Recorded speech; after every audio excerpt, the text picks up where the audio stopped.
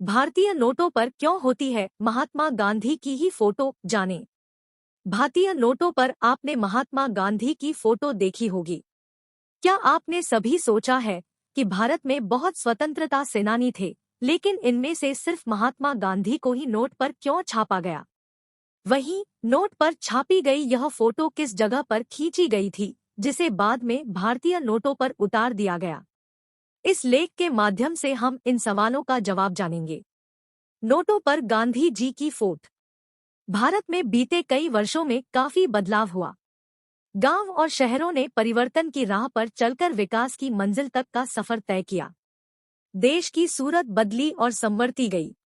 हालांकि एक चीज में बदलाव नहीं हुआ, वह है भारतीय रुपयों पर दिखने वाली गांधी की तस्वीर।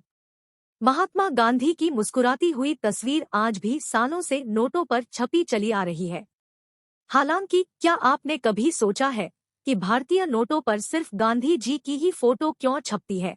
किसी और स्वतंत्रता सेनानी की फोटो को क्यों नहीं छापा जाता है? इस लेख के माध्यम से हम इन सवालों के जवाब को जानेंगे।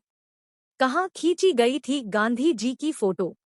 भारतीय नोटों पर हम जो गांधी जी की फोटो देखते हैं, वह फोटो कोलकाता में खींची गई थी। दरअसल उस समय गांधी जी वायसराय हाउस में भारत में ब्रिटिश सेक्रेटरी के रूप में कार्यरत फ्रेडरिक पैथिक लॉरेंस से मिलने पहुंचे थे। उस समय उनकी यह फोटो ली गई थी, जिसका बाद में पोर्ट्रेट नोटों पर इस्तेमाल किया गया। 1 रुपए पर पहली बार छपी थी गांधी जी की फोटो।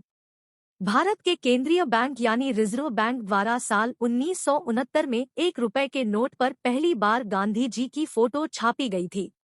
इसके बाद साल 1987 में 500 रुपए के नोट पर गांधी की फोटो फिर से छापी गई।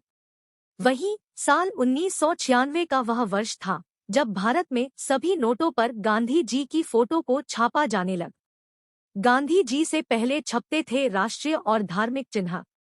भारतीय नोटों पर गांधी जी की फोटो से पहले कई राष्ट्रीय और धार्मिक चिन्ह छपा करते थे। एक रिपोर्ट के मुताबिक इन धार्मिक चिन्ह और राष्ट्रीय चिन्हों की नकल करना आसान होता था। हालांकि किसी भी व्यक्ति के चेहरे की नकल करना आसान नहीं होता था।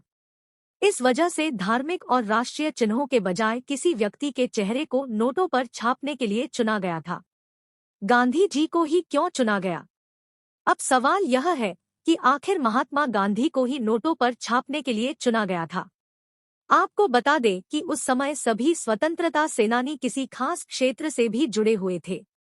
ऐसे में किसी और का चेहरा चुनना विवाद का कारण बन सकता था।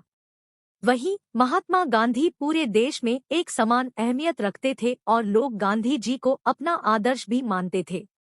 इस वजह से महात्मा गांधी के चेहरे पर आखिर मुहर लगी और आज हम नोटों पर महात्मा गांधी की फोटो को देखते हैं।